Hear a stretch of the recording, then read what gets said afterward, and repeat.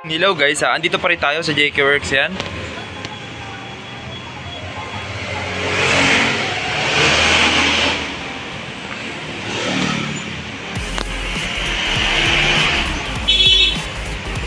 Yun, may dumating tayong parcel yan. Bubuksan ko to guys dito sa video. Kailangan natin to yan. Kasi gusto ko na rin gumawa ng sasakyan.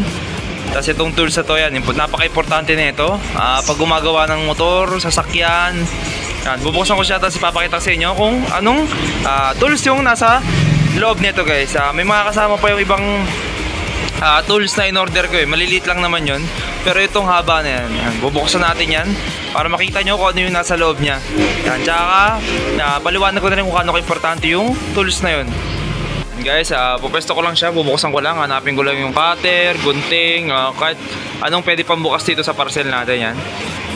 Ayusin ko lang itong camera, tapos salapag ko na siya, bubuksan para makita natin yung laman sa loob. Kung tama rin ba yung pagkakabigay sa akin ng seller yan. Kasi pag mali, ibabalik natin yan, or pag damage, babalik din natin ulit yan.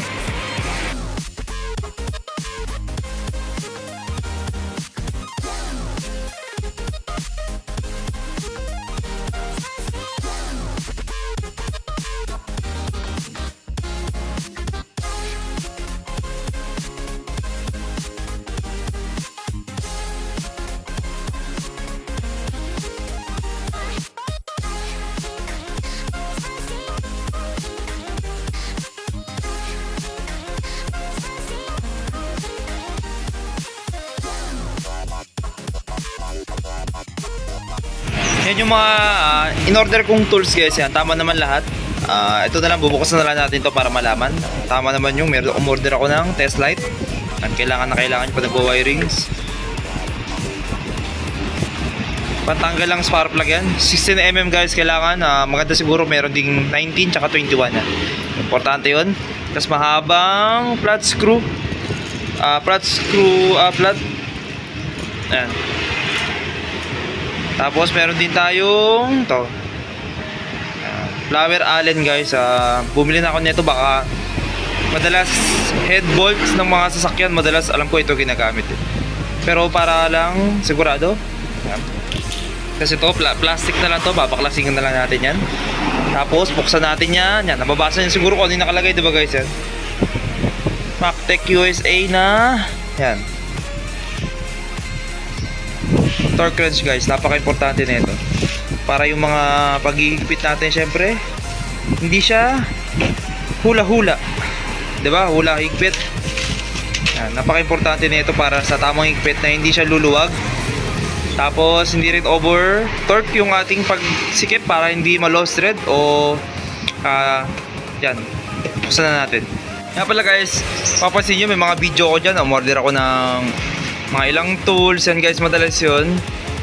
Bonus na lang yun. Sahod natin sa YouTube, dito sa YouTube na to.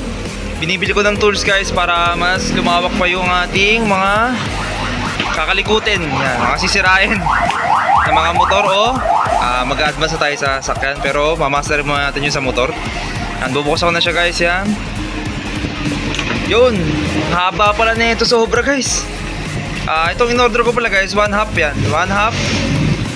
Yan, 1/2 inch na torque drive kasi meron niyang 3/8, tapos yung 1/4 na torque drive yan. Ang pinagkaiba lang naman nila guys ito, yung lagayan nung socket natin. Pero kung nakabili kayo ng 3/8, 1/4, walang problema yan guys. May mga nabibiling adapter para maging 1/8 or 3/8 or 1/4 yung gamit nyo, or maging 1/2. Yan, naka-plastic pa guys. Yan, bubuksan natin. Wala pa siyang kasamang free na mga socket, pero okay lang yun, may mga socket naman ako. Yan, marami pa dyan.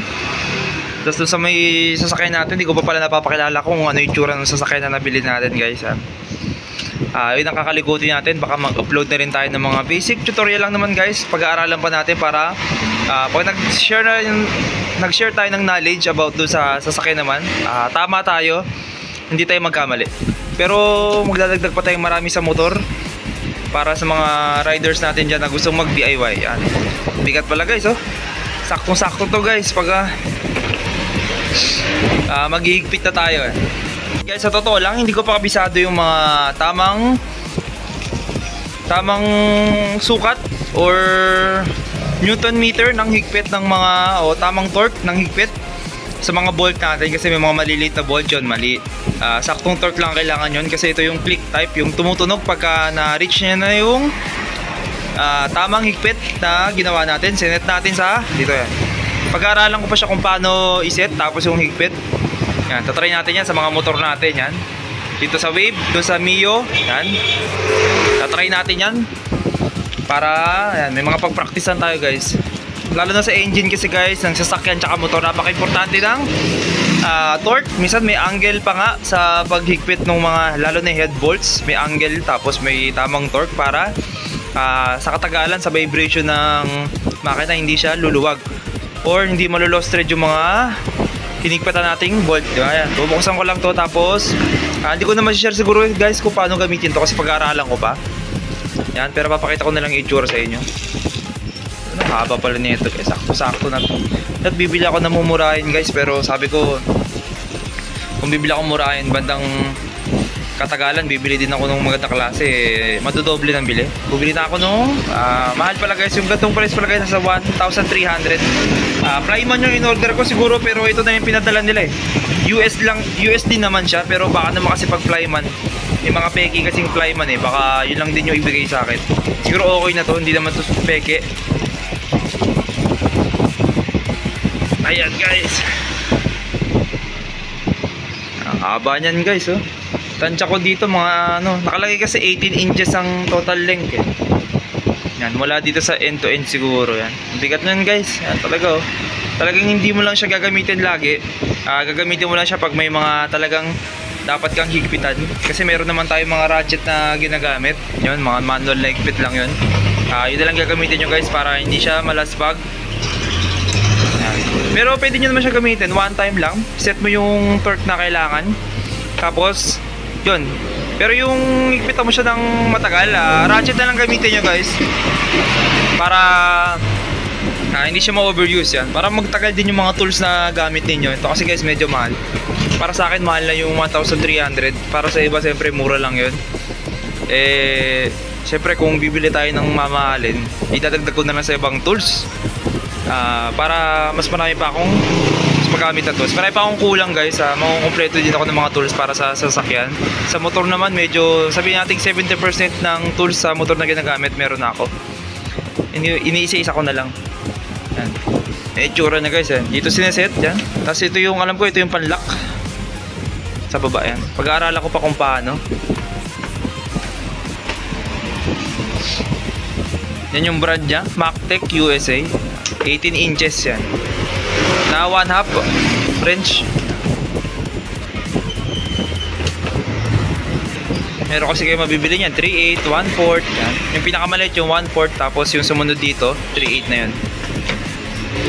Tetesting ko rin yung mga sakit na ito. Yan na guys. Salamat kay YouTube at lalo na sa mga viewers natin, nakakabili tayo ng mga tools. Tapos kapalit naman nun guys, mag-share na lang ako ng mga knowledge. Hindi natin pagdadamot yan. Yun na lang yung ibabalik ko sa inyo. Maraming salamat sa inyo guys.